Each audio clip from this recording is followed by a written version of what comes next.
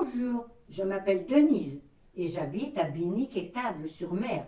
Aujourd'hui, je serai votre guide. Suivez-moi.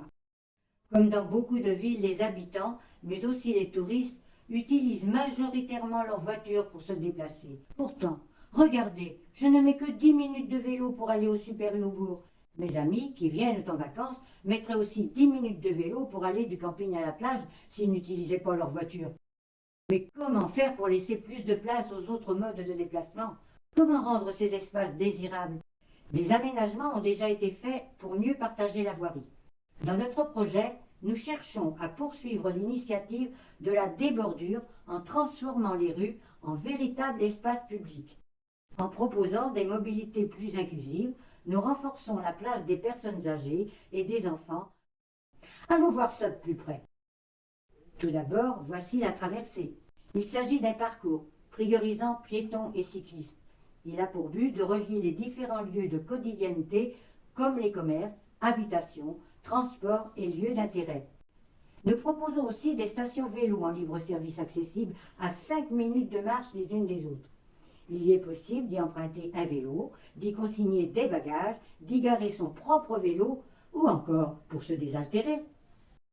Dans cette logique de maillage du territoire, nous offrons également un réseau d'espaces, de biodiversité publique et de relais commerces locaux à moins de 10 minutes à pied.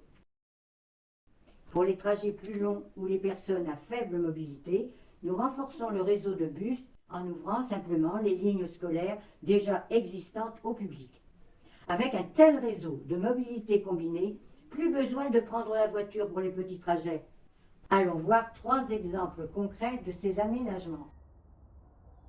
L'impasse Sainte-Anne devient un lieu de passage important qui associe l'arrêt de bus déjà existant et fonctionnel à une nouvelle station vélo.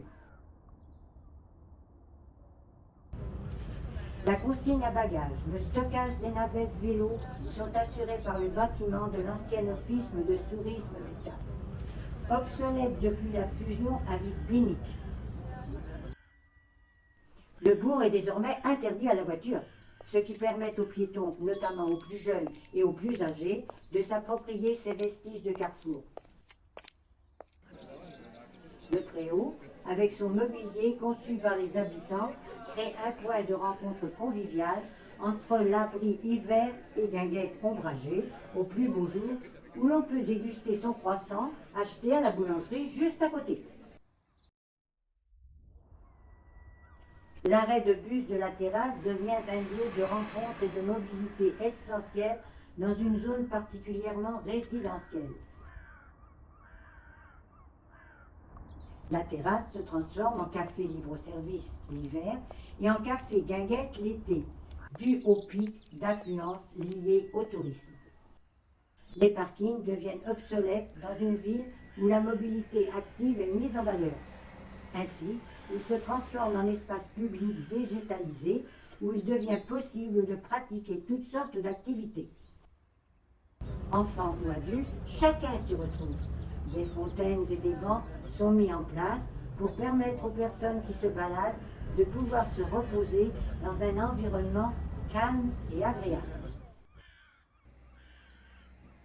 Le Super U se transforme en halle commerçante, permettant l'accès à une alimentation plus locale et offre un espace de restauration conviviale. Les patios permettent un apport de lumière agréable et font dialoguer l'espace intérieur avec l'environnement extérieur. L'ancien parking voiture est fortement réduit afin d'offrir plus d'espace pour les vélos et les cheminements piétons. Les vestiges de l'ancien parking deviennent des espèces déminéralisées et boisées dans lesquelles il est possible de prendre le temps de se balader, de se poser et d'observer la nature.